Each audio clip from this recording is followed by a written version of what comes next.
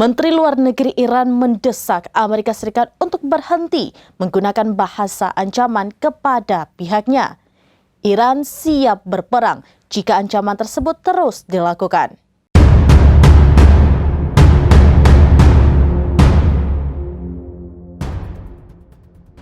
Hossein Amir-Abdollahian, Menteri Luar Negeri Iran, mendesak Amerika Serikat untuk berhenti menggunakan bahasa ancaman kepada pihaknya.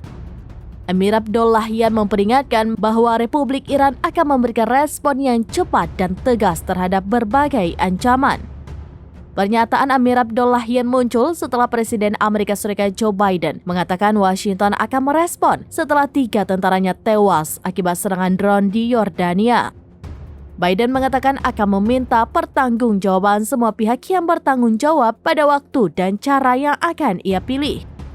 Sementara itu, Menteri Pertahanan Amerika Serikat Lloyd Austin mengatakan pihaknya akan mengambil semua tindakan yang diperlukan untuk membela negara, pasukan, dan kepentingan. Dari semua pernyataan tersebut, Washington nampak menyalahkan apa yang mereka sebut sebagai kelompok yang didukung Iran atas serangan di Yordania. Ketika berpidato di sidang kabinet di Teheran pada Rabu 31 Januari 2024, Amir-Abdollahian mengatakan bahwa perlawanan regional adalah kenyataan yang ada dalam menghadapi pendudukan. Amerika Serikat, lanjut Amir-Abdollahian, harus berhenti menggunakan bahasa ancaman dan saling menyalahkan. Amir-Abdollahian memperingatkan Amerika Serikat bahwa respon Iran akan cepat dan tegas dalam menghadapi ancaman. Republik Islam telah membantah terlibat dalam serangan terhadap pasukan Amerika Serikat di Yordania.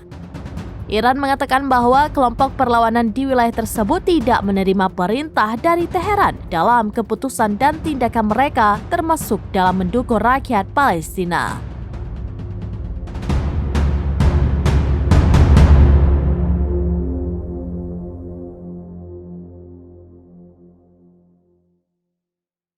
Demikian informasi terkini Syederalun. Saksikan terus beragam informasi lainnya. Jangan lupa like dan share seluruh akun serambines.com.